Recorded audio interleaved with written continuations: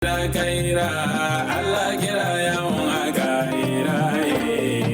dare dare Muhammadu yawan mati Allahumma salli ala sayyidina Muhammadin wa ala alihi ala sayyidina Muhammadin wa sallimu kaira kaira Allah kira yawan kaira dare dare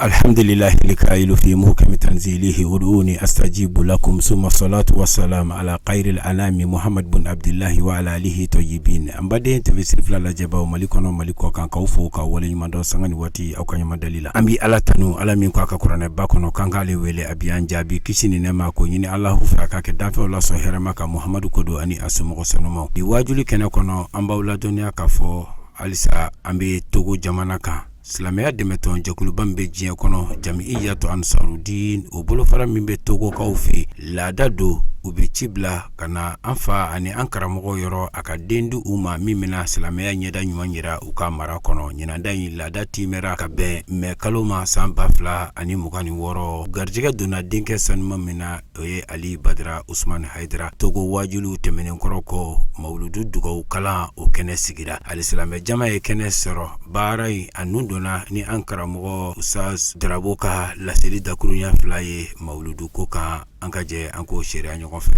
bonya min bɛ mawuludu ko la an karamɔgɔ Badara Ali Haidara ka avion ta n'a ka délégation mɔgɔ 5 ka fara yɛrɛ ka mɔgɔ 6 avion bieta a tɔgɔ de Seku Dasela a tɔgɔ de Latifu Dasela maya ni wari ɲini do billahi a tɛ déplacer wari min donna avion bi la kana wallahi a t'o jaka sɔrɔ yan donc an b'a dɔn an mana foyi kama ala kama kɔ ala kira kama mawuludi ɲɛnamayali anw lomɛkaw fɛ yan mawuludu ko mana sabati yɔrɔ yɔrɔ hali ni kafiri jamana dɔ bɔla kalama k'a sigi sen kan san o san an ka nisɔndiya ni kira bangini billahi ala bɛ hɛrɛ k'u ye diɲɛ yan kafiri a bɛ lahabi bɔla jahanɛmɛ kɔnɔ dɛnɛsu o dɛnɛsu ka nɛɛma k'a ye ko a nisɔndiyala dama ko ala kira bamuso jiginna ala kira la ko den kɛla cɛ ye a nisɔndiya min kɛla o la a tɔgɔ de a y'a ka jɔnmuso ka hɔrɔnya o kama a y'a ka jɔnmuso ka hɔrɔnya ko jɔnmuso nana ci fɔ ale ye ko ale balimakɛ muso jiginna ko den kɛla cɛ ye a ko n y'i ka hɔrɔnya ne ka kira e ye nisɔndiyala o bangini na k'i ka jɔnmuso ka hɔrɔnya ala ko i ma ɲuman kɛ i ta tiɲɛnen don i bɛ jahanɛmɛ kɔnɔ mɛ n ka kira bangina ka bɛn dɛnɛnsu min ma o dɛnɛnsu o dɛnɛnsu n'i bɔ jahanɛmɛ kɔnɔ ka nɛɛma dɔɔni k'i ye nin ye kafiri ye o de la kodɔnnabaw bɛ bi masakɛw la kodɔnnabaw la faamabaw la bilahi a dɔw tɛ ala fɛ o tɛ ala kira fɛ mɛ kira ko ni kira ka mawuludu sera u bɛ jija ka nisɔndiya dɔ k'a la ka financement dɔ k'a la ka jɔyɔrɔ dɔ f'a la san tɛ yɛlɛma fɔ ala ka jira u la sabula anw bɛ kira kanu ye cogo min na anw ye kira kanu ye min dala kira la ka kira ka sira minɛ o de ye kira kanu ye anw bolo o kumana min yɛrɛ ma sɔn kira ka sira la mɛ kira tɔgɔ dɔrɔn kama ka nisɔndiya n'a ye ala ye hɛrɛ dɔ k'o ye o kumana anw minnu dalen bɛ kira la ka tila ka tugu a kɔ ala bɛna mun k'anw ye o ye hɛrɛ banbali ye dɛ donc o la alhamdulilayi anw kan ka nisɔndiya ɲuman dɔnbali ye kafiri ye ala ko kuranɛ kɔnɔ la in shakartum la azidannakum ne ala ye nɛɛma kɛ aw ye ka hɛrɛ kɛ aw ye ka bonya kɛ aw ye ka karama kɛ aw ye n'a ye ne barikada ka ne wale ɲuman dɔn a ye sigi ka hɛrɛ tɔ kɔnɔ n'a hɛrɛ wɛrɛ d'aw ma a ma sigi ni min ye nɛɛma jumɛn bɛ ne ni aw kan ka tɛmɛ ala kira sallallahu alaihi wasallam bangini nɛɛma jumɛn bɛ ne ni aw kan ka tɛmɛ kira cili kan kira min cila rahmatan lil alamin min cili kɛla hinɛ ye danfɛn bɛɛ lajɛlen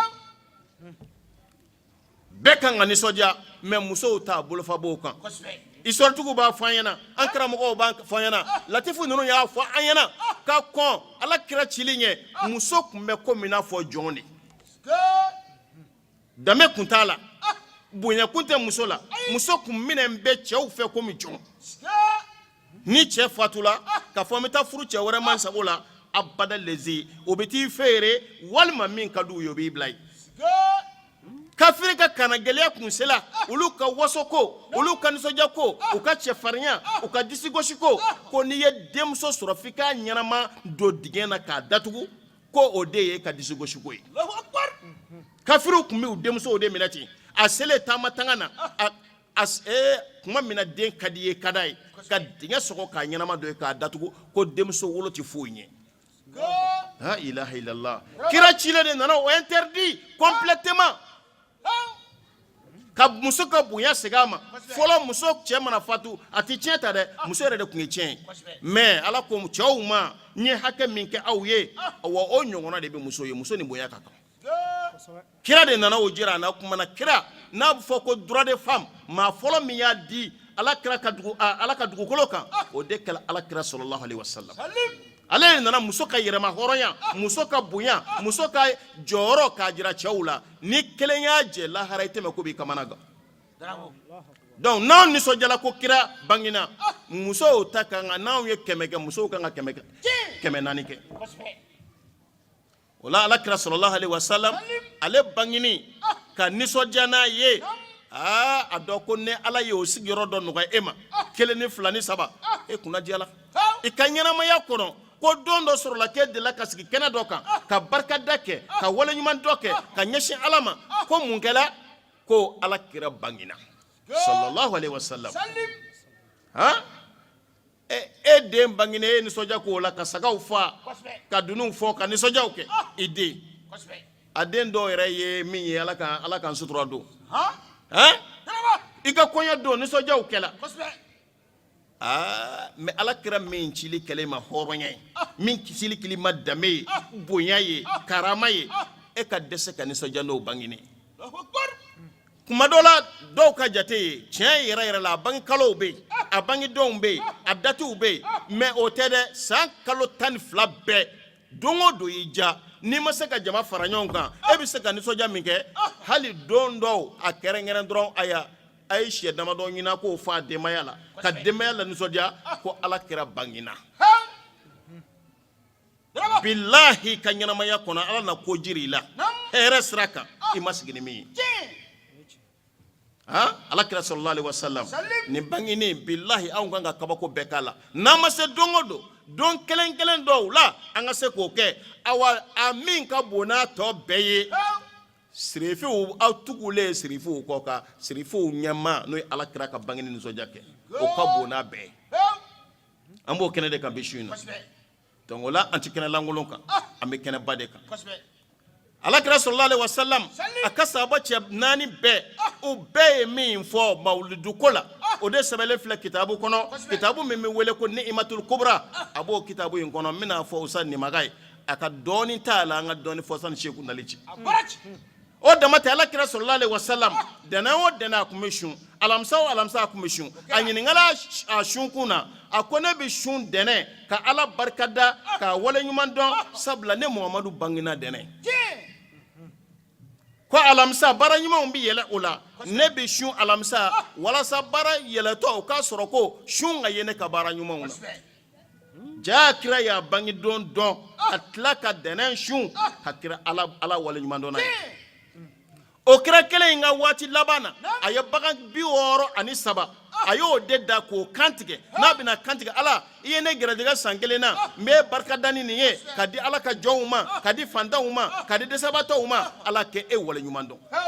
bagan 63 a y'a bɛɛ kantigɛ ten mun kama ka ala waleɲuman dɔnna ye nin de bɛ wele ko mawuludu mais kuma dɔ la tɔgɔ in de ye mɔgɔw tromper sabula kuma dɔ la arabukan in de ka bɔ an bolo walama faransɛ in de ka bɔ an bolo n'o tɛ kɔrɔ wɛrɛ t'a la o ko ala kira bange waati a bangena waati min na san kɔnɔ kalo min kɔnɔ don min na laɲini o dɔrɔn de ye ka ala waleɲuman dɔn ko in bana fa de ye nin ka ala barikada a bɛɛ de ye nin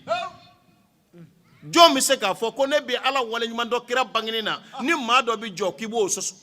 walama n'i bɛ jɔ k'o ye bidiya ye walama k'o donna tan k'o bɔra tan ala ka faamako ɲuman d'a ma ala ye kabako minnu kɛ ka bɛn kira bangedenw ma n k'o yɛrɛ mawuludu dɔ de ye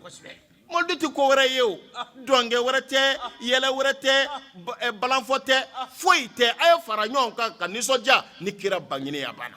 aw bɛ se ka nisɔndiya cogo di aw bɛ se ka nisɔndiya ni dɔn de ye wa a y'o kɛ o tɛ baasi ye aw bɛ se ka nisɔndiya ni ɲɔgɔn hakililajigi de ye wa a y'o kɛ o tɛ baasi ye aw bɛ se ka nisɔndiya ni jumɛn ye min tɛ ala ko ta ye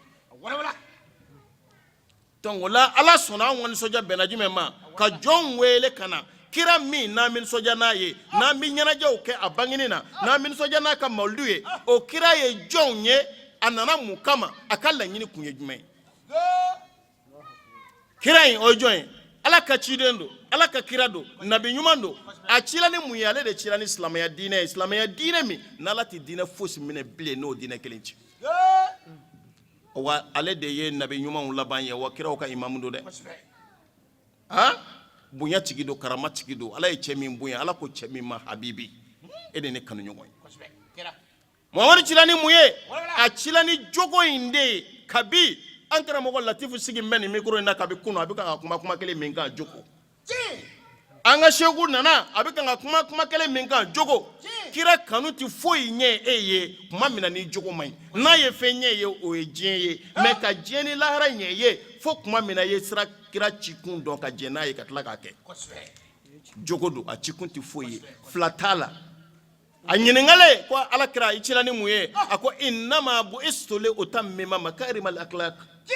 ne Muhamadu cila de jogoba minnu tun bɛ dugukolo kan furu barika ɲiniw na dugadenyaw na laadiriyaw la hinɛw na makariw la mɔgɔjigitigiw la o jogoba minnu tun bɛ yen ka danbe kɔlɔsi n'o ye suɲɛli dabilali ye jɛnɛya dabilali ye namara dabilali ye janfan dabilali ye o jogoba minnu tun bɛ dugukolo kan n'o ye fadentɔ dun dabilali ye ne nana ka na o jogobaw de dafa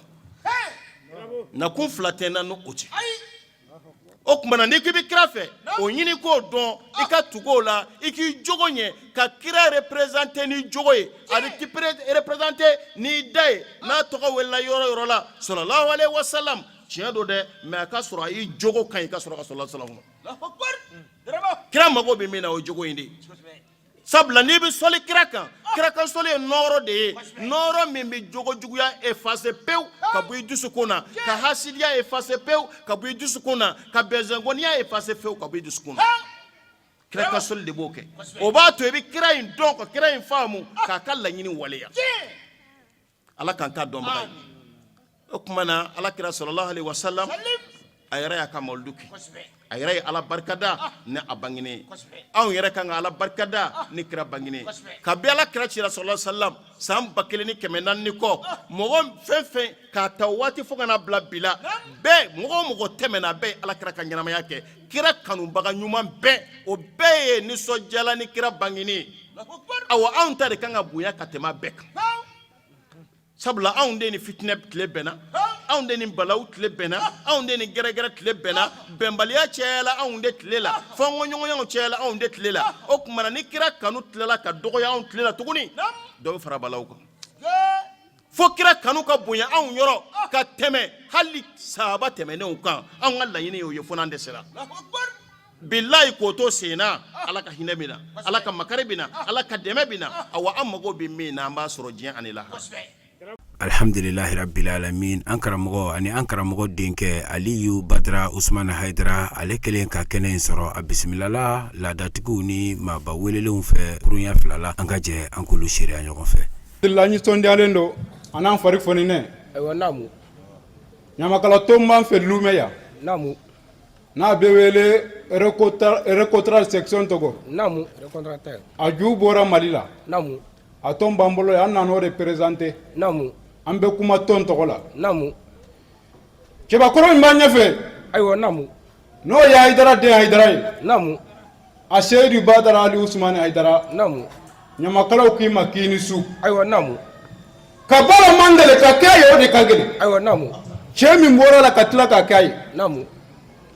a y'a fili a ka bɔ a ka ja o ye misi tura de nafa naamu ani ɲaamɛso naamu n'a fagara kabila kɔnɔ bɛɛ bɛ sara sɔrɔ naamu nka kamalenkɔrɔ ye jɔyɔrɔ ni kɛwale de naamu cɛ min jɔyɔrɔ ka bon naamu a daminɛna sigiyɔrɔ la Bamakɔ ni Moribugu naamu kulu sanfɛ naamu an ka dunankɛ n'o ye ne yɛrɛ denkɛ Badara a ye lawudu di maliyɛnw ma ko n'Ala ma ka jɔn a jɔ ko san o san a bɛna sen jɔ an na ka wajuli kɛ mais yan'a ka wajuli kɛ a ka kan a ka taa maliyɛnw fo vraiment bɛɛ t'o kɛ mɔgɔba bɛɛ t'o kɛ ni mɔgɔ dɔ la a b'a fɔ n nana kaba siɲɛ kelen n ye foli kɛ ka ban n tɛ foli kɛ bilen a ka ɲi mais a y'a dɔn k'a fɔ vraiment ko a fa ye anw ye a bɛ taa ka taa anw fo i ni ce ni bisimila i Haidara n ka foli bɛ Ibrahim Tamadu ye a n'a ka mɔgɔw Benin délégation n ka foli b'u ye Ghana délégation n ka foli b'u bɛɛ lajɛlen ye n ka foli bɛ Sadio ka président ye muso ka présidente bi yan n b'a fo ka foli kɛ maliyɛn fɛn fɛn se yɛrɛ se yan n ka foli bɛ bɛɛ lajɛlen n tɛ se ka bɛɛ ta tɔgɔ ma maliyɛn bɛɛ lajɛlen tɔgɔ la Badara ko i ni su k'i bisimila i n'a mɛn ku ne yɛrɛ tɔgɔ la n b'i fo k'i barika da ka wajulu kɛ sɔrɔ yan ni mɔgɔ nana a b'a fɔ n ye wajulu kɛ ka ban dɔgɔkɛ nafa t'o la bilen a ka ɲi n b'a to ten dɔgɔ nafaba de b'a la parce que bɛɛ b'a dɔn diɲɛ bɛ ka taa taabolo min kan bi kuma tɛ Mali ma bi an bɛ degun kɔnɔ ka dugawu kɛ jamana ye ka dugawu kɛ anw yɛrɛ minnu bɛ yan pour que Ala ka hɛrɛ kɛ an bɛɛ lajɛlen ye ka bɛn sabati Mali kɔnɔ Badara lu Maliyɛn mɔgɔ bɛ dugawu la dɛ an tɔɔrɔlen don an sɛgɛnnen don an ɲɛninen don an hakili bɛ bi so la bɛɛ b'a dɔn k'a fɔ min bɛ ka kɛ so bi n b'a dɔn dugawu min na kɛ bi a minɛna ka ban parce que a bɛna kɛ ni kɔnɔjɛlenya de ye a bɛna kɛ ni laadiriya de ye a bɛna kɛ ni fasoden ɲumanya de ye ka dugawu kɛ faso fana o ye fana ye limaniya dɔ ye an b'i fo k'i barika da Sasiw tɔgɔ la bon n bi Sasi bɛɛ lajɛlen fo ka commencer an ka président yɛrɛ la ani an ka karamɔgɔ minnu bi yan an ka invité minnu bi yan minnu bɔra Cotonou minnu bɔra Ghana fɛn o fɛn y'a sen bɔ a kɔrɔ ka se nin kɛnɛ in kan an y'a ɲini Alahu subahanahu wa taala fɛn min ma aw natɔ sɔrɔ o ka n'aw tatɔ sɔrɔ ya rabbi san caman bi Ala bolo Ala k'a jira an kɛnɛma na kana bɛn ni nin duwawu in ye nin duwawu sanuma ninnu ye vraiment Ala ka bonyaba don n'a y'a kɛ maa min ye vraiment i bɛ Ala fo k'Ala waleɲuman dɔn k'Ala barikada donc duwawu minnu bɛ kɛ ya rabbi Ala ka duwawu ninnu Ala k'a minɛ an bɛɛ lajɛlen ma Ala k'a minɛ an ka jamanaw ma Mali mago bi duwawu la bi bi in na bɛɛ lajɛlen b'a dɔn min b'an ka jamana in kɔnɔ donc an bɛ karamɔgɔkɛ deli a k'a kɛ Ala yɛrɛ kama a ka duwawu kɛ Mali ye a ka duwawu kɛ maliyɛn minnu bi yan an y'a ɲini Alahu subahanahu wa taala fɛ duwawu ninnu n'a kɛra Ala k'a minɛ ya rabbi Ala k'a minɛ an bɛɛ lajɛlen ma k'a minɛ an ka jamanaw ma Ala k'o kɛ rasulu bonya kama salli ala rasul an bɛ Ala fo k'a barikada ka kisi ni nɛɛma ni caman kɛ an kuntigi Muhamadu kan vraiment an bɛ Lome musow fo u bɔra kosɛbɛ kosɛbɛ u nana dugawu ɲini min na ya rabbi an bɛ Ala ka dugawu ninnu minɛ an bɛ an cɛw fana fo puisque n'i y'an ye yan nɔ an cɛw sababu don Ala ka hɛrɛ caman k'u ye ka tunga nɔgɔya u ma Ala k'an kisi tunga gɛlɛya ma an bɛ an karamɔgɔ fo an karamɔgɔ nana an fɛ yan vraiment an nisɔndiyara an fana an ye dugawu min k'a ye salon an bɛ o dugawu kelen fana de k'a ye ɲinan tuguni an b'a ɲini Ala fɛ n'a sɔrɔla an karamɔgɔ hɛrɛ de bi fɛn min tɛ Ala fɛ n'a ka hɛrɛ b'a la Ala k'a nɔgɔya ye ya rabbi an Ala k'a nɔgɔya ye a bɛ min fɛ diɲɛ na a n'a min fɛ lahara ale de b'a dɔn Ala k'o nɔgɔya ye a bɛna dugawu min k'an ye Ala ka dugawu minɛ an fana bɛ dugawu kɛ a n'a baden n'a sinji bɛɛ lajɛlen ye u n'u nɔfɛ tugu jamakulu ɲuman bɛɛ lajɛlen Ala ka hɛrɛ kɛ bɛɛ lajɛlen hali bilen Ala ka tiɲɛ dɛmɛ ka tiɲɛ dɛmɛbagaw dɛmɛ Ala k'a ɲɔri ye tiɲɛ dɛmɛbagaw la an sigira hɛrɛ Ala k'an wuli hɛrɛ la Ala k'an sago d'a ma Ala ka sababu ɲuman k'a ɲɛ Ala k'an kisi a juguman ma Ala Ala kɛ barika sallallahu alaihi wasallam kuma jan tɛ bi folikan don ani dugawu ɲini an ka belebele Badara Ali Haidara ale min nana mawulu kɛ an fɛ yan an ye mawulu wajulu kɛ so in na ye dugawu kalan ye donc an sigilen bɛ k'a ka dugawu sanumanin kɔnɔ an b'a ɲini Ala taala fɛ bɛɛ k'i ŋaniya siri i ka hɛrɛ min ka di ye diɲɛ ani lahara i ka ɲini Ala fɛ bi su in na dugawu ninnu bɛ minɛ an b'a ɲini Ala taala fɛ a bɛ fɛn min fɔ Ala ye hɛrɛ la Ala k'o nɔgɔya ye a bɛ kisi min ɲini Ala fɛ k'a dɔn ni turako bɛɛ lajɛlen Ala k'an kisi ka bɔ turako bɛɛ lajɛlen ale de n'Ala sɔnna sini o k'an ka bɔ yan وعلى آله وصحبه وسلم تسليما كثيرا إلى يوم الدين ربي اشرح لي صدري ويسر لي أمري واحلل عقدة من لساني يفقهوا قولي أما بعد أيها إخوتي في الإسلام السلام عليكم ورحمة الله تعالى وبركاته. الحمد لله أمي الله لتنوكا وليماندو كالا بركادا أنتنا كما جانيا أمي أنغا سيدو فو علي عثمان حيدرا أبو فاموكو بدرا والله كما كدنا من يروينا وبإسلام يدي يرا kadaka ankara mo ye bara minke bara dantala ni fadenya be fendamano be abi yolu de ni ɲɔgɔn ko sebe famo ni ɲɔgɔn wala karamo ni ɲɔgɔn me karamo ka ɲɔgɔn kan ni a seyidi seru usman madana haidara ka kalandenw tɛ time ko ye dɛ o tumana an bi an karamɔgɔ fo ni yɔrɔ in na ka sirifu ka ɲini ala fɛ ala ka hɛrɛ kan n'u ye burudatigi ko ten de quoi a ko jawharatul husni fihi khairu munqasim ɲumanya ni cɛɲa ala kɛra hakɛ la o tɛ tila abada o tɛ tila u ni mɔgɔ cɛ sherifu fa zaman yantami ilayhi wala hajata fihi fi zalika al-intima'u sherifu mɔgɔ de mɔgɔ bi jɔ olu la olu mɔgɔ ti jɔ mɔgɔ la o ye kɛnɛkanko de badara an b'i fo k'i wale ɲuman dɔn sango sa i nana ka na bɔ an ye wallahi a diyara an ye an b'a dɔn i nakun ye kanu de ye arabu ko ten de ko al-muhibbu la yastati an yaktuma min mahabbati shay'an kanu ɲɔgɔn tɛ se ka foyi dogo a kanu ɲɔgɔn ka kanu na o tumana vraiment i y'an kanu an fana y'i kanu i mɔkɛ ka kanu kosɔn ya rabbi ala k'an bɛɛ don alijinɛ kɔnɔ i fa wulila ka nin baaraba min kɛ ya rabbi ala k'an n'a sara o la an ka jamana ye ala k'an n'a suma n ti bɔ kuma kɔnɔ n bi ka ɲini fɛ i ka dugawu kɛ ni karamɔgɔ ye ani karamɔgɔ tɔw Suhaibu Darabu karamɔgɔ min don vraiment a cɛsirila nin dugu in kɔnɔ yan wallahi an kɔrɔkɛ don n tɛ se ka a fɔ ka se n bi kuma da yan quoi ala bɛ min dɔn o wasara. alhamdulillahi rabbil alamin aliyu badara usman haidara a ye kuma ta ni ka foli se ko labɛnbaw nabaw bɛɛ lajɛlen ma ni ka foli ni dugawu don kɛ bɛɛ lajɛlen ye nin kɛnɛ in sigibaw la an ka jɛ an k'o seereya ɲɔgɔn fɛ. badenw sindi kɛlen kɔ ni ala tɔgɔ barikama ye ani an sɔlilen kɔ an sigikun kan n'o ye muhamadu ye sallallahu ta'ala alaihi wasallam an bi sɔli kɛ a sodinko kan n'a ka sahaba ɲumanw ani maa o maa bɛna jɛ ka tuguni baara ɲuman kɛli ye fo ka taa se lahara don ma n'an bɔra ye an bi waati min kɔnɔ ni ye an ka yɛrɛ dɔgɔya sanga ye ni ye an ka jɔnya jirali sanga ye sanga min a bɛ segin sanga tigi ma n'o ye setigi Ala subhanahu wa ta'ala ye ale min y'a ka jɔn da a man da foyi kama fo n'a kɛra an k'ale ala bato a labanna tuguni ko a mako bɛ min n'an bolo o de ye an b'ale ala weleli min kɛ an b'ale ala delili min kɛ n'a mako bɛ fɛn na an bolo o ye jɔn b'i yɛrɛ dɔgɔya k'a fɔ ko se tɛ e ye nka se bi setigi de ye wa e tɛ se ka dilanni kɛ nka ale de bɛ dilanni kɛ o la an bi o de kɛnɛ kɔnɔ ka ɲɛsin dalibama ma dugawu minnu ni o bɛ an ŋaniya la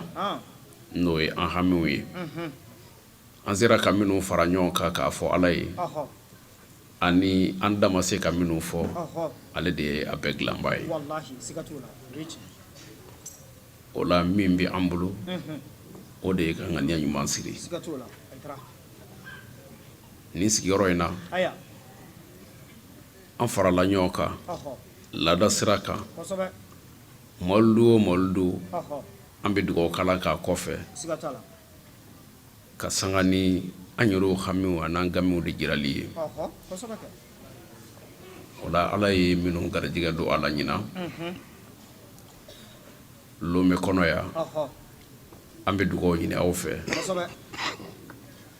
ka kɛ Haidara n'a ka denbaya ye ka kɛ silamɛya ye ani ka kɛ Mali bɛɛ ye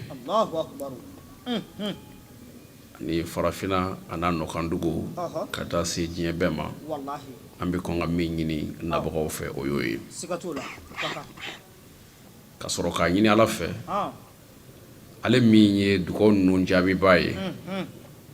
an bɛna fɛn min fɔ a n'an ye minnu fɔ fɛn o fɛn ni ale Ala ta bɛ bɛn Ala k'a bɛɛ lajɛlen dilan an sago ye minnu ye ɲɛnamaya in kɔnɔ an b'a ɲini Ala fɛ minnu ni Ala ta bɛ bɛn Ala k'o bɛɛ dilan Ala ka sababu ɲuman k'an ye Ala ka labanko ɲuman di an ma Ala k'an kunnadiya kunnadiya kɔfɛ kunnankoya an b'a ɲini Ala fɛ Ala ka don an n'o cɛ Ala kana an sɔrɔ kɛ diɲɛ ye an masaw Ala k'o mɛn an kɔrɔ an masaw Ala k'o mɛn an kɔrɔ Ala k'an kɛ dugaden ye Ala kana an kɛ dangaden ye Ala kana dangaden bɔ an na garijɛgɛ barikama bɛ Ala bolo aw minnu ye a faso bila ka na tunga kɔnɔ yan an b'a ɲini Ala fɛ garijɛgɛ barikama Ala k'a di ani aw ma tunga a hɛrɛ ko bɛɛ Ala k'a bɛɛ kɛ aw ye Ala ka don ani a tɔɔrɔ bɛɛ cɛ Ala k'a don ani a musiba bɛɛ cɛ Ala ka don an n'a kɔlɔlɔw bɛɛ cɛ san caman bɛ Ala bolo k'o jira an na hɛrɛ la Ala k'o latigɛ an ka taabɔ Ala ka hinɛ o la Ala ka yafa o ma min bɛ u ni Ala cɛ Ala k'o yafa min bɛ u ni jɔn cɛ Ala k'o taw ye Ala ka saya k'u ma lafiya ye an yɛrɛw labanko ɲuman ani kan da Ala k'o di an ma Ala k'o kɛ an sigikun kama Ala k'o kɛ kira n'a somɔgɔw kama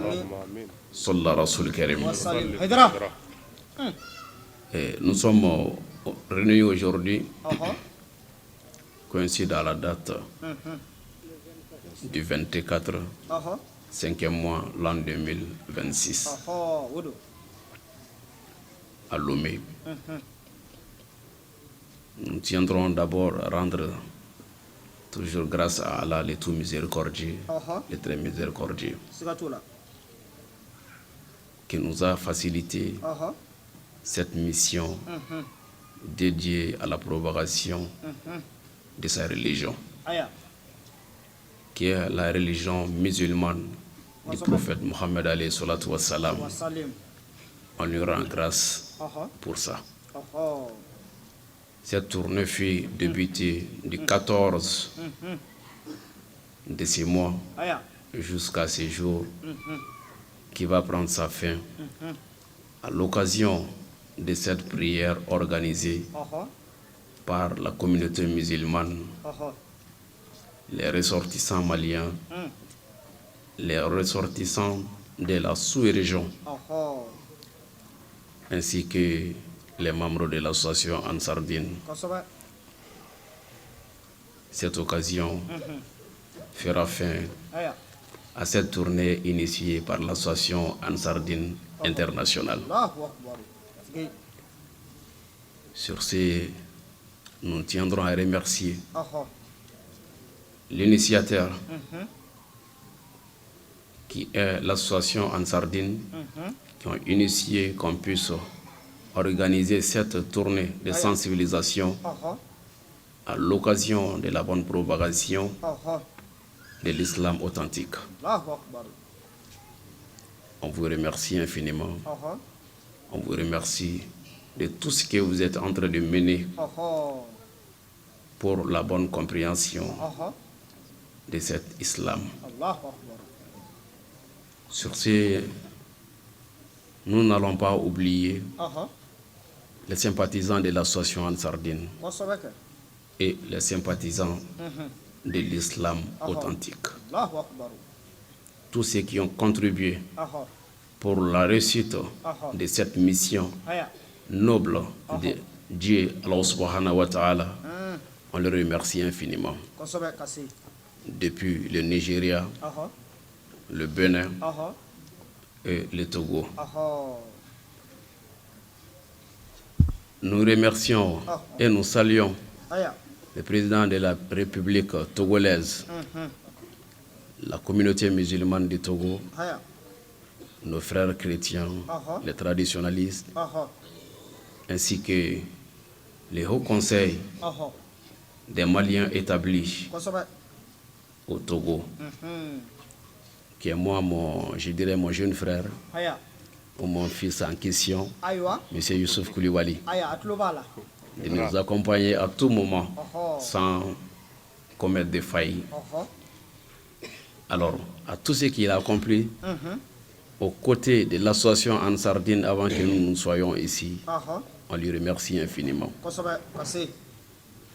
Nous remercions également le président des sages des Maliens établis à Lomé, M. Doucouré, on lui remercie infiniment. Et il y a aussi mon frère qui est avec nous également, M. Bouye Aïdara, d'être parmi nous. Sans oublier tout un chacun. Sans oublier à remercier les ressortissants maliens encore de plus précises. Je remercie tout le monde. Je remercie tous ceux qui ont effectué le déplacement d'être parmi nous. Cette tournée, comme je vous ai dit, n'est d'autre que pour propager au monde musulman, pour qu'on puisse tous reconnaître que l'islam dont nous nous voyons dedans, et nous nous voyons adhérents, et nous nous voyons comme membres de l'islam, de cette religion. Cette religion n'est qu'une religion de paix, de prospère, de l'amour et de pardon. À la fin que de bons comportements. Voilà comme notre objectif que nous avons pris de Bamako au Nigeria sur le sujet dont nous prêchons et nous avons prêché n'est d'autre que pour propager, les gens puissent comprendre réellement ce qui est l'islam. On a assez parlé dessus. Et on a essayé de faire comprendre que l'islam ne reviendra ou ne se définira que par son nom, qui est la paix. Une religion dénommée de la paix, une religion dénommée de l'amour, une religion dénommée de vivre ensemble ne pourrait jamais y être une religion de radicalisme ou de terrorisme ainsi que d'inquiétude. Voilà cet objectif qui nous a tous réunis à cet instant pour clôturer cette grande tournée, afin de remercier tout le monde et afin de rappeler encore de plus que notre religion est une religion de paix et que notre religion est une religion de vivre ensemble, que tout musulman doit vivre en paix avec son prochain. Alors, ambi fo lasi awbema kabe barkada kabe wali mando ambora islamia min togola islamia min do Allah subhanahu wa ta'ala de yake dine min ni akasanu atoko ba fo chuko mina kishi dine do ben dine do anga bolo nyonka herela mimbi ka dine na ni minti ka dine la o tasiradu askei o dine ala jira nayi ka anw kɛ diinɛ in baara kɛbaa ye k'an kɛ diinɛ mamuru ye ni an yɛrɛw ka kanu ye ani an ka faamu ni an ka kodɔn ye ala ye anw fara silamɛw kan ni an yɛrɛw ka kanu ye o kɔrɔ ye an ye danaya de sɔrɔ nin diinɛ in na ala ye an fara a baara kɛbaaw kan o baara in o de laɲinina Jamiyatu Ansardine Islamiya fɛ o ka laɲini kɔnɔna la an ka wuli san o san an kana ka n'an ɲɛ da o kan o sigiyɔrɔ ninnu na garijɛgɛ ɲiniyɔrɔ la ani ala ye minnu sigiyɔrɔ bɛɛ ni jamana ninnu ma baara in an y'a daminɛ ka bɛn le 14 5e mois ma bi an bɛ le 24 5e mois la ko min bɛna tali k'a laban na o tumana nin waati ma dabɔ foyi kama fo n'a kɛra baara bɛɛ kuncɛyɔrɔ ye o min kɔnɔna la an bɛna silamɛ bɛɛ fo kɛrɛnkɛrɛnnenya la silamɛ minnu bɛ Lomé yan k'u fo danti foli min na k'an dɛmɛbagaw fo minnu ye an dɛmɛ nin baara in na kab'an donna Lomé yan an b'u fo danti foli min na k'a fɔlɔ n yɛrɛ balimakɛ la ni o ye Sheriff Buye Aidara ye a bɛ an fɛ kɛnɛ kɔnɔ yan ka na se an ka Haut Conseil ɲɛmɔgɔ ma ni o ye Haut Conseil min sigi bɛ maliyɛnw tɔgɔ la ressortissants tɔgɔ la n balimakɛ ani n denkɛ ni o ye Kulubali ye an b'a fo danti foli min na k'an faw fo ni o ye an ka sages ye min ɲɛmɔgɔ ye Dukure ye a bɛ an fɛ su in na kɛnɛ kɔnɔ yan sura an ye kalan kɛ ɲɔgɔn fɛ bi wula in na Ansaru ka conférence kɛyɔrɔ la a taara fara an kan ye su in na fɛnɛ a filɛ an fɛ yan ne hakili la sagesse dan kɔni ye nin ye o de kama a bɛ fɔ ko mɔgɔ minnu ni place minnu ka kan a y'o kalifa olu la n'a y'o don olu ma olu bɛ wasa ni a ye mɔgɔw place d'o ma min ni min ka kan maa wɛrɛw bɛ lafiya wa o bɛ baara min kɔnɔna la o baara bɛ valoriser wallahi hali n'a kuma ye ya tuguni ala b'a dɔn an tɛ jigin a la salo u ye bonya min k'an ye n bɛ segin a kan u ye misi de gerebew ma sages bɛɛ tɔgɔ la an tɛ ɲina a kɛra kodɔn de kɔnɔna la a kɛra bonya de kɔnɔna la o sara bɛ ala bolo o kɔfɛ maa wɛrɛw caman bɛ yen minnu ye an bonya a bɛɛ tɔgɔ tɛ se ka fɔ barisa bila a bɛɛ tɔgɔ ma sɛbɛn nka a bɛɛ kɛra min kama a n'a bɛɛ kɛra min ɲɛna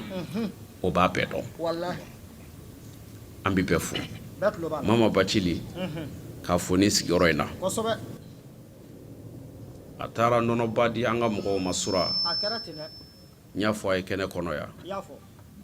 ani ka taa se an ka président ma n'o ye Dawu Danbele a fana ye an bonya a sara bi ala bolo an karamɔgɔ n'o ye an ka alimami ye an taara foli la yɔrɔ min na Imam Darame Mohamed Darame a fana tun bɛ an fɛ yan sura ka taa se an ka suna karamɔgɔw ma n'o ye Cham ani ka se Darame ma u bɛ hiji la nin sanga in kɔnɔ ɲɔtɛ san o san bɛɛ bɛ nin baara in kɛ ɲɔgɔn fɛ o kumana a ka kan an k'u bonya u barikada fitiriwale ye kafiri de anw ka diinɛ n y'o de fɔ a ye n ko kisi diinɛ don bɛn diinɛ don o kisi in tɛ se ka sabati ka sɔrɔ a y'aw da de ɲɔgɔn ka ɲuman kan janko dunan ni i bonyana yɔrɔ yɔrɔ la sɔ i k'o bonya ma segin anw y'o ta an ka diinɛ in de kɔnɔna la kama an b'i bonya u barikada ka tila ka bɛɛ fo ka bɛɛ waleɲuman dɔn Zawiya ni o ye an ka sherifi minnu bɛ yan an b'u fo wula in na o fana ye u ka représentant bila Babi Aidara a y'a ka représentant bila ka taa an fo an jatigila la a sara bɛ ala de bolo o kumana an bɛ bɛɛ fo an ye minnu tɔgɔ fɔ an ma minnu tɔgɔ fɔ bɛɛ bi a dɔn k'a fɔ u ye fɛn min kɛ a bɛɛ kɛra ala de kama a bɛɛ kɛra diinɛ kanu de kama sura n y'a fɔ a ye n ko an ɲɛ b'an yɛrɛ la Bamako de maliyɛnw ka bonya fɛ bɛɛ ɲɛ b'a la maliyɛnw bɔra bɔcogo min na n y'a fɔ a ye Bamako i bɛ wajuli sigi ni maa min ni ala yɛrɛ min i tulo ma gɛn ni jama n'i y'a tila fila ye ne ma d'a la n'i b'o sɔrɔ dɛ mais a yɛrɛw ɲɛ b'a la an filɛ Lomé de kɔnɔ mais an yɔrɔ min ta a bɛɛ fara tewu n'i ye maliyɛnw ka diinɛ kanu de ye n'i y'u ka silamɛya kanu de ye an b'a fɔ a ye k'aw ni ce aw yɛrɛ ye k'a ka baaraw bila ka na fara ɲɔgɔn kan nin sanga in kɔnɔ ko an ka ɲɛsi setigi ala ma ni an na kun ka bangeli nisɔndiya a n'o dugawukala ye a sara bɛ ala de bolo mais an b'a jigiya k'a fɔ foyi ti fɔ nin kɛnɛ in kɔnɔ ala bɛ jɛn n'a ye min bɛ bi o ti kɛ dugawu a minɛli saritiw de b'a la jɔn t'i ɲɛsin ala subahana wa taala ma wagati si k'i renoncer ka bɔ i jurumu na k'i ɲɛsin setigi ala subahana wa taala kelen ma o de ye min y'a dilanba ye k'i ŋaniya ɲa k'i dusukun ɲa i n'i balimaw bɛɛ kɔrɔ wallahi fo ala ka o tulo ma kɛ musa alayhi salatu wassalam don dɔ la sanji ko gɛlɛyara olu ye ala ka nabi ɲumanw ye ala ka kiraw don sanji ko nana gɛlɛya kosɛbɛ mɔgɔw sera a ma ka kuma in suruya o ye masala suruya kama a ko mɔgɔw ma k'u ka bɔ u ka taa so kɔfɛ ko barisabula dugu kɔnɔna la ala tanama n'a caman bɛ minnu ye o kɔrɔ ala tanama ko caman bɛ kɛ so kɔnɔ o kumana u ka bɔ so kɔfɛ u ka taa ala wele yen jɛlen don mais kuma mako bɛ min na kalan don musa n'a ka mɔgɔw bɔra alayhi salatu wassalam ka taa kitabutigi b'a fɔ maa ba biiri kan o bɔra ten ka taa ala wele sango de kun gɛlɛyalen don samiya sera santi ka na baganw b'a la ka sa ji tɛ yen baara gɛlɛyara o bɔra ka taa ala wele la musa b'u ɲɛfɛ o nana ka na ala wele musa ye ala wele ka ala wele ka ala wele san nana fin ka fin bɛɛ ko sisan kɔni nin san ye nin y'u ka dugu sanko nɔgɔyalen ye san finna ten kiriri ko san bɛ na san tɛ na o jɔlen don dɔrɔn kaba nɔgɔ bɛɛ lajɛlen yɛrɛ kɛra ka musa jɔlen to yen musa ye ɲɛsin dalibama ma a ko k'i b'a fɛ k'i ka jɔn lajarabi dɛ bɛɛ nisɔndiyalen ka kaba nɔgɔ faralen ɲɔgɔn kan k'o kɛ finfin ye k'a fɔ ko nin ji in kɔni nin bɛna kɛ nisɔndiya ye an bolo nka o kaba nɔgɔ kelen ka yɛrɛ kɛ i b'a fɛ k'i ka jɔn jarabi dɛ ala ko musa ma ko n tɛna n ka jɔn jarabi nka n bɛna fɛn dɔ de jira ala k'a fɔ ko ne ka san in bɛ n ka yamaru de kɔnɔ madama ka adamadenw to jurumu kɛli la ka adamadenw to ala tanama ko kɛli la ne ala ka san tɛ jigi fiyewu ko aw bɛ nisɔndiya ani hɛrɛ sɔrɔ o la a ko musa a ko i k'a dɔn i ka nin jama in bɛɛ la maa kelen de bɛ yen ni ala tɛ san na min kama maa kelen pewu o kumana musa ko i t'o tigi fɔ n ye jango n ka se ka kuma o tigi fɛ san kana mɔgɔw ka lafiya ala ko a ti maa tɔgɔ fɔ nka n bɛ taamasiyɛn d'i ma i bɛ wajuli kɛ ka bilasirali kɛ n'o ye min ko don n'a y'a lamɛn n'a segira a kɔ ni ala bɛ san na ala nana ka na cɛ cogoya fɔ musa ye tɔgɔ fɔ t'a la o de kama a fɔra ko maa dogolen ɲɛ b'a yɛrɛ la o nka i ma nin dogo cogo o cogo la i b'i dogo de ko badara ka n'i ye nka i yɛrɛ kɔni bɛ yɔrɔ min na i ɲɛ b'i yɛrɛ la o o kumana cɛ jogo fɔra min kɛ jogojan yɛrɛ tɛ ko dɔ bɛ jama la ko a balima dɔ hasiliya n'a juguya b'a kɔnɔ ko o maa kelen in to nin jama la ko ala ko a ka san tɛna o kumana jɔn ko a ka segin o kɔ o fɔlen min kɛ kamalen y'a dɔn k'a fɔ a tɔgɔ fɔra nka musa m'a tɔgɔ fɔ musa yɛrɛ t'a dɔn nka ala b'a dɔn cɛ k'o yɔrɔ la sa ni jama bɛɛ lajɛlen kɔni ka hɛrɛ sɔrɔ bilala ko ne juguya min bɛ n dusukun na ka ɲɛsin n balimakɛ ma hasidiya sababu kama ne yɛrɛ bɛ n renoncer e setigi ala ɲɛda kama n ye juguya bila bi pewu kitabutigi ko ten cɛ tilala o kuma la min kɛ kaba nɔgɔ min kun taara a segira ka na k'a kɛ sanfi ye ka tila tuguni ka san na o san nali kɔnɔna la san ko a ti jɔ fiyewu o labanna tuguni ka segin Musa de ma ko a ka segin ka dabama wele ko a ka san in jɔ ten manil fard manil jabbar من المحيي من المميت من الناصر وحيد الله لا إله إلا الله محمد رسول الله o kumana fo nabagaw k'a dɔn ko ŋaniya n'a ɲana ka ban dɔrɔn ni min ma kɛ i ye a dɔn k'a fɔ ko o ye ala yɛrɛ nɔ ye o bi ala yɛrɛ bolo o y'i ka laɲini de ye dɛ n'o tɛ silamɛ ti fɛn ɲini ala fɛ ko a bɛ bi o ti kɛ mumini ti foyi ɲini ala fɛ min ti kɛ mais peut-être ne de mago bɛ du la n mago bɛ mobili la n mago bɛ nani don o y'i yɛrɛ ka laɲini nka ala bɛna jumɛn latigɛ i ka laɲini kɔfɛ min y'i ma hɛrɛ ye o bɛ setigi ala de bolo alfa'alu lima yurid ale de bɛ fɛn kɛ min ka d'a ye nka i ye min ɲini a y'o kɔni k'i ye barisabula mɔgɔ bɛ fɛn dɔ de nata waati dɔ la i hakili la i ka hɛrɛ b'o la n'o ye silamɛ ye mais ka sɔrɔ i ka hɛrɛ t'o la i ye min ɲini ala mobili d'u ma a tɛna mobili d'i ma barisabula a b'a dɔn mobili sɔrɔtɔ la e fɛ e ka hɛrɛ t'a la i tɛna ni si ta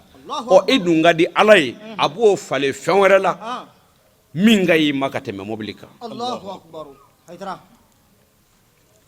o la dugaw jaabili min tɛmɛna Musa ni setigi ala cɛ o dafara jɔn dɔw la yan sura an ye cɛw ani musow fara ɲɔgɔn kan yan an wuli kun ye diinɛ min laseli ye silamɛya ba ya n'o y'a jogo ye a tɛ sabati danfɛnsi la k'i bɛ kɛ hasidi ye a tɛ sabati danfɛnsi la k'i bɛ se ka mɔgɔ dɔ bisigiya ni kojugu ye a tɛ sabati danfɛnsi la k'i bɛ kɛ nkalontigɛ ninnu dun kelen o kelen bi san jɔ ka dabɔ a kama dɔ mankutu tiɲɛli kama dɔ mankutu tiɲɛli kama ka dabɔ a kama hasidiya yɛrɛ fɛ ka nkalon da dɔ la walahi ala b'i ka garijɛgɛ ko jɔ ala b'i ka garijɛgɛ ko jɔ pewu i bɛ min ɲini ala t'a k'i ye fiyewu o tumana cɛw sɔrɔla yan minnu nana ka nin baya layidu ta min bɛ bɔ hasidiya la min bɛ u bɔ nkalon kɔnɔna la min bɛ u bɔ namara la min bɛ u bɔ janfan na o tumana olu mana sɔrɔ yɔrɔ min na ni fɛn fɔra ala ye ala bi sɔn wulada in na an ma tila fiyewu fo an y'an ka baara daminɛ ni baya dili ye cɛ dɔ ma min bɛɛ y'a ye o ninnu de bɛ se k'a tiɲɛ ninnu de bɛ se k'a tiɲɛ a se b'u ye ala y'a bonya d'u ma a y'a fanga d'u ma a y'a se k'a dɔw ye nka olu nana ka na segin ala subahana wa taala ma o de kama n b'a fɔ nin waati ninnu kɔnɔ ani nin turune ninnu kɔnɔ k'aw kana segin ala fɛn de tɛ ɲini ala fɛ ko ala bɛ ban min ma kab'an y'a daminɛ nizeriya mɔgɔw b'a la ka na ala subahana wa taala ka diinɛ embrasser i n'a fɔ a embrassera cogo min na kira n'a ka sahabaw bolo kelima tawhidu kɔfɛ ala subahana wa taala danaya n'a kelebantiya sabatili kɔfɛ ala ye fɛn min ɲini silamɛ bɛɛ kan ka na tali ko la n'a bɛ fɔ o ma silamɛya baya o la su in na an farala ɲɔgɔn kan ka dugawu de ɲini ala fɛ an yɛrɛ garijɛgɛ ko an yɛrɛ ka hami kow la an ka miiriw la an ka jamanaw ye ani an sigiyɔrɔw ye alors an bɛ min ɲini ala fɛ o de ye ala ka dugawu ninnu bɛɛ lajɛlen jaabi minnu bɛ an fɛ yan ani minnu tulo bɛ an na yɔrɔ o yɔrɔ la an b'a ɲini ala fɛ hami minnu bɛ aw la ani min bɛ anw na fɛn o fɛn ni ala ta bɛ ala k'a bɛɛ dilan nin taama in an b'a ɲini ala fɛ ala k'an dun bɛ a kan a nafolo ninnu bɛ bɔ yɔrɔ min na an b'a ɲini ala fɛ ala ka barika don a bɛɛ bɔ yɔrɔ la ansaru ala kanaw dɛsɛ kanubaw ala kanaw dɛsɛ ya rabbi ama silamɛya dɛmɛbaa bɛɛ ala kan'an si dɛsɛ nin diinɛ ye ala k'a jigi mafa ni an ye ala k'an yɛrɛw wasa a kɔnɔ an karamɔgɔ min kɛra nin sababu ye Seku Usmane Madani Hayidara an b'a ɲini ala fɛ si ani kɛnɛya o bɛ ala bolo ani labanko ɲuman ala k'o di a ma ala ka ansaru k'a sago ye ala k'a ka denbaya k'a sago ye ala ka silamɛya k'a sago ye Hayidara yɛrɛ mago bɛ min na ala k'o k'a ye kira n'a somɔgɔw kama sɔlila rasuli kɛrim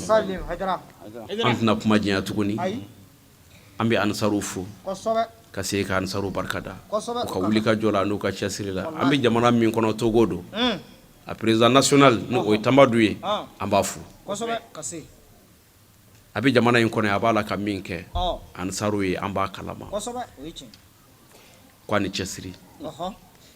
ka do de bɛ ansaru ka bila la su ani tile ani waati bɛɛ ala y'olu sigiyɔrɔ bɛɛ y'a ma an bɛ Tamadu fo tila k'an ka présidenti fo n'o ye Enda Jawara ye ka kɛnɛya ɲini ala fɛ ala k'o d'a ma a ka présidenti danga n'o ye Ma Kamara ye an bɛ o musow bɛɛ fo tɔgɔ la kunu o ye bonya min k'a ye ɲ'a fɔ bi gileki min filɛ nin ye na nin ye Kure Kama ale fana ye commerçant dɔ ye min sigilen don yan ale fana ye nin diya ko gɛrɛbukɛ ka nin don su in na n kana ka na ɲɛ da aw kan an ka dugawu don ɲɔgɔn ye Kure Kama ala k'a sara ala ka dayɛlɛli k'a na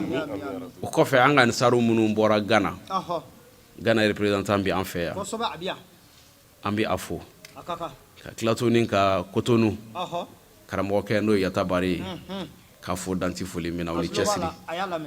k'an ka Nigeria kaw fo ka tila tuguni ka na an karamɔgɔ fo n'o ye Darabo ye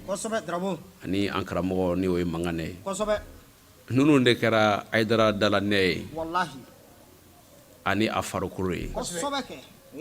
a ti yɔrɔ yɔrɔ la ala jɛra n'a ye ninnu y'a wasa ye a n'a ka denbaya aw sara bi ala de bolo an y'o de fɔ anw mana se nin kɛnɛ ninnu kɔnɔ an bɛ wasa de mɔgɔ o mɔgɔ ye aw sɔrɔ karamɔgɔ ye diɲɛ kɔnɔ ala y'o tigi lafiya kabi an donna yan an ɲɛ b'a la ansaru ni yangaw bɛ cogo di ansaru ni yangaw bɛ cogo di n'an taara yɔrɔ yɔrɔ la u b'o foli de kɛ a ye ansaru fo karamɔgɔ ye min ɲini ala y'a bɛɛ dafa u la a y'o de fɔ ansaru jugu tɛ aw la mɔgɔw de bɛ se ka sɔrɔ minnu m'aw faamuya mais jugu t'aw la wa a yɛrɛw fana kana jugu k'aw yɛrɛ la dɔɔni don bɛɛ wuli kuma y'i ka sɔgɔmada ye min ɲɛ mana yɛlɛ don min na o mana ye k'a fɔ ko diinɛ min ani taasira min a b'a kan nin de ye setigi ala subahana wa taala ka sira ye walahi o donni kama o na tugu o kɔ m'a fɔ ka kɛ ansaru ye dɛ non mais aw bɛ sira min kan ala subahana wa taala ka diinɛ sira don ansaruya ye ko wɛrɛ ye mais yanni ansaruya cɛ min bɛ yen jogo don ala ye fɛn min ɲini nin de don o tuma na o baara kɛbaa tɛ se ka maa si kɛlɛ diɲɛ kɔnɔ ko nin ne tɛ taa sira kelen kan fo ni mɔgɔ min ko ko nin t'a ta kɛnɛ ɲɛna o kɔrɔ légitime de défense bɛ na ye n y'a fɔ a ye n bɛ segin a kan kira sɔlɔlahu ta'ala alayhi wa sallam kɛlɛ foyi tɛ diɲɛ kɔnɔ ko kira y'a kɛ kɛlɛ minnu bɛ fɔ ko a kelen na ko a ye se de sɔrɔ ko a taara ka taa bi dɔn a tɛ a ye kɛlɛ o kɛlɛ kɛ diɲɛ kɔnɔ a bɛɛ kɛra légitime de défense min yɛrɛ kun tanga cogo di u ko n tɛ n ta kɛ o tuma na minnu ko n tɛ n ta kɛ sa o tuma na an kɔni min ɲɔgɔn na a banna à part ça kira ma gɔngɔli sigi maa kelen kun na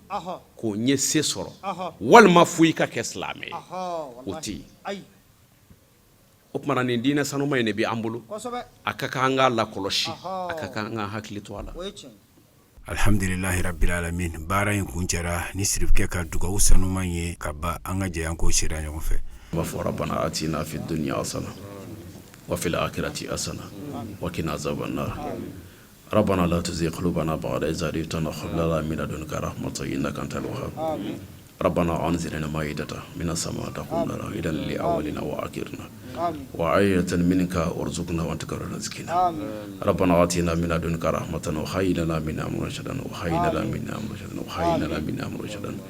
اللهم صل على سيدنا محمد الفاتح لما أغلق الخاتم ما سبق ناصر الحق بالحق والعادي إلى صراطك المستقيم وعلى آله وقدره ومقداره العظيم سبحان ربك رب العزة عما يصفون والسلام على المرسلين والحمد لله رب العالمين السلام عليكم ورحمة الله.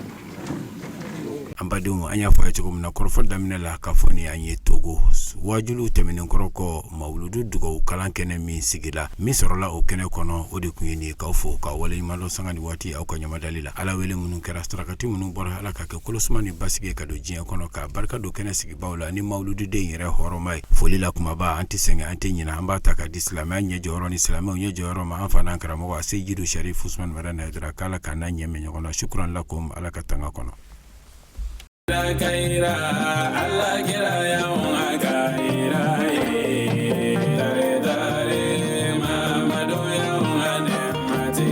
Allah. Allahumma salli ala sayyidina Muhammadin wa ala alihi ala sayyidina Muhammadin wa sallimu. Kaira kaira.